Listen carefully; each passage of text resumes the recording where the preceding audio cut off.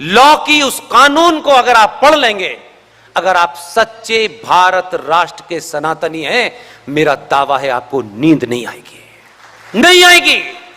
और स्वार्थी, मक्कार, फ्रॉड किस्म के हैं तो आप कहेंगे क्या करना है इसको पढ़ के।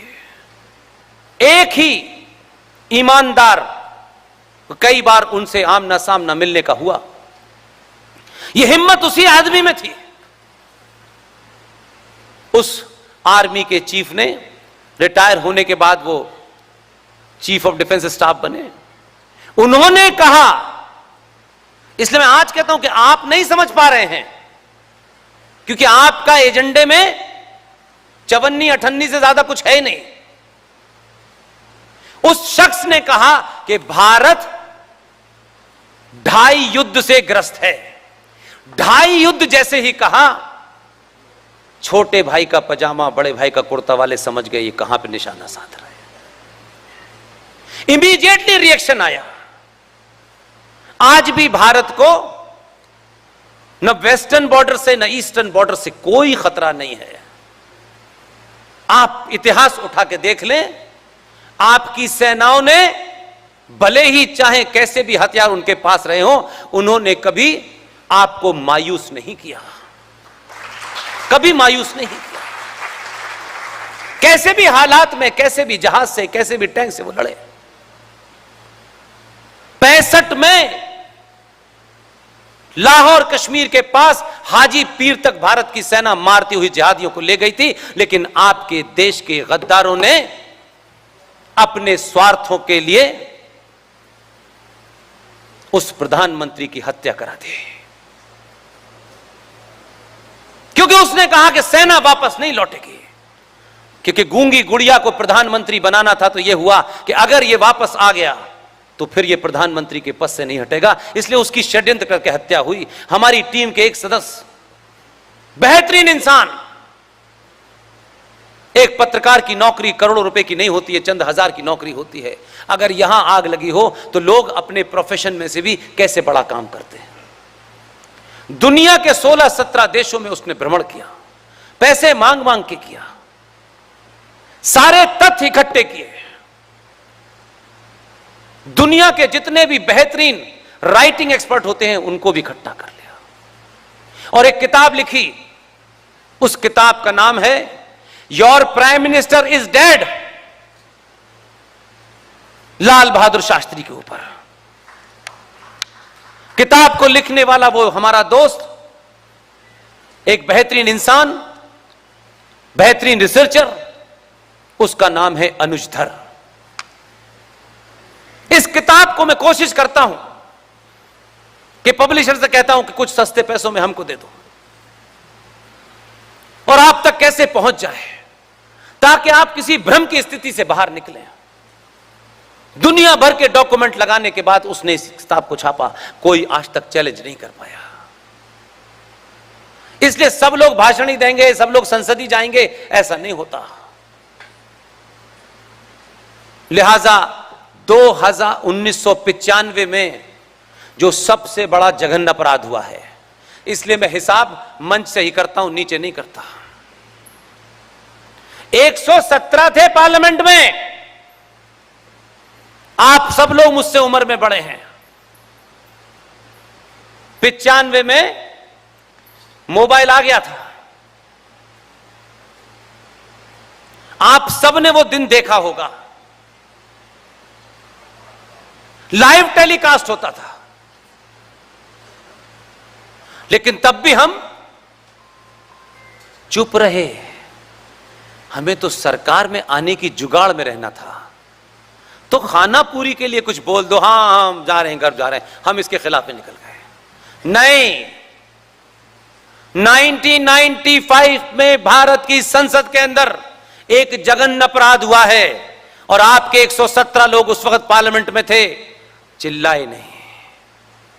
अगर सच में आग लगी होती तो यह काम मुझे नहीं करना होता, GDRSN को नहीं करना होता, सुशील पंडित को नहीं करना होता। इतनी बड़ी भीड़ है हमारे पास, चौराहे चौराहे भी बताते तो कहते कि हमें सबसे पहले 370 नहीं हटानी, ये हटाना है, क्योंकि जानकारी नहीं है कि जानकारी अगर आपको दे दी तो फिर दुकान चलेगी कैसे। 1923 में अंग्रेजों ने एक कानून बनाया, वक्फ प्रॉपर्टी कानून। उस कानून के तहत उसमें सिख भी थे, उसमें हिंदू भी थे, उसमें पारसी भी थे, सारे लोग थे कि ये लोग अपनी जो प्रॉपर्टीज हैं, मजहबी प्रॉपर्टीज हैं, उसका ये खुद देखरेख करेंगे। अंग्रेजों का बनाया हुआ कानून था। 1956 में फूल वाले चाचा ने किस दबाव में उसमें से सबको बाहर कर दिया, सिर्फ मुसलमान रह गया। 1985 में चचा के परिवार का एक आदमी जो हवाई जहाज उड़ा रहा था, वो एकाएक देश चलाने लगा। उसने उसमें एक फर्दर अमेंडमेंट किया। 1995 में पीवी नरसिम्हा राव ने फिर एक अमेंडमेंट किया, क्योंकि ये मुद्दे तो हमसे क्या लेना देना है, हमें इससे क्या मिलेगा ये बताओ पहले। इसकी चर्चा तो हम आपस में भी नहीं करेंगे, क्लास में भी नहीं करेंगे। दिन भर यहां भाषण, वहां भाषण, विज्ञान भवन में भाषण। भाषण तो दे रहे हो, लेकिन सच बात बता के जाओ, ताकि इनमें से कई सारे लोग कल उसको देखें तो कहें कि ये तो हमको पता ही नहीं था। 95 में अमेंडमेंट हुआ, 2013 में संसद से एक पूरा कानून बन के हमारे सामने रख गया। 2013 बहुत पुरानी डेट नहीं है मेरे भाई। हमको ये तो पता है फ्रांस में कौन सा नया कपड़ा फैशन में आया है, इंग्लैंड में क्या हो रहा है, अमेरिका में क्या हो रहा है। हमारी जमीन के, हमारे पैरों के नीचे क्या हो गया है ये हम जानना नहीं चाहते। इसकी बात मत करो, अभी मत करो, कम से कम अभी तो हम मजा ले रहे हैं। 95 के बाद जब 2013 में एक कानून बना, उन लोगों की तैयारी देखिए, उन लोगों का विजन देखिए। कहते तो हैं आप पंचर पुत्र हैं, आप कहते रहिए, वो पढ़े लिखे नहीं है, हम उन्हें पढ़ा रहे हैं। आपसे 1000 साल आगे सोचते हैं। आप पढ़ाई का मतलब समझते हैं कि बेटा आईएएस हो गया, काबिल हो गया। आप सिर्फ ये देखते हैं कितने का पैकेज मिलेगा, इसको आप विकास समझते हैं, वो नहीं समझते। उनका विजन देखिए कि उन्होंने इसे करा लिया, लेकिन आपसे संबंध रखने के बावजूद भी, आपसे दोस्ती रखने के बावजूद भी कभी इस पे चर्चा नहीं होने दी। ना आपको कभी प्रेरित होने दिया कि आप इस पे चर्चा करें। और आपको तो चर्चा इसलिए नहीं करने दी क्योंकि आपकी चवन्नी की उनके साथ बिजनेस चल रही है, इसलिए यार इस पे क्यों चिंता करें। रफीक भाई नाराज हो गए तो मेरा कपड़े का बिजनेस समाप्त हो जाएगा। उस कानून के तहत वक्फ प्रॉपर्टी कानून को एक ताकत दे दी गई है कानूनन। और कानून के तहत उनको ताकत क्या दी गई है कि वक्फ प्रॉपर्टी बोर्ड पूरे देश में, वक्फ प्रॉपर्टी कानून का सेक्शन 40 और 36 दोनों को पढ़िएगा जाकर के आप। नहीं, हमारी टीम एक YouTube चैनल चलाती है ताकि इन चीजों का हम पब्लिक तक पहुंचा सकें।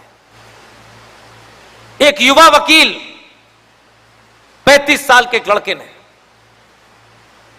विष्णु शंकर जैन उसका नाम है, उसने उस पूरे एक्ट को सुप्रीम कोर्ट में चैलेंज किया है।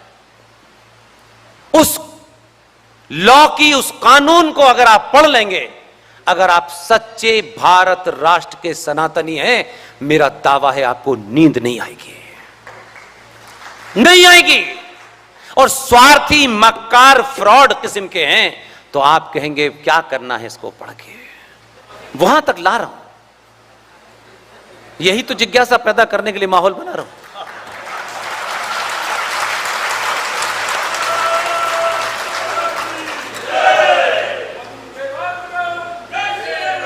आपको अगर मैं 1, 2, 3, 4, 5 मिनट में सब बात आके खत्म हो जाता तो आपको क्या लगता है? आप लोगों के भाषण 3-3 घंटे सुनते, मेरा 2 घंटे भी नहीं चाहते।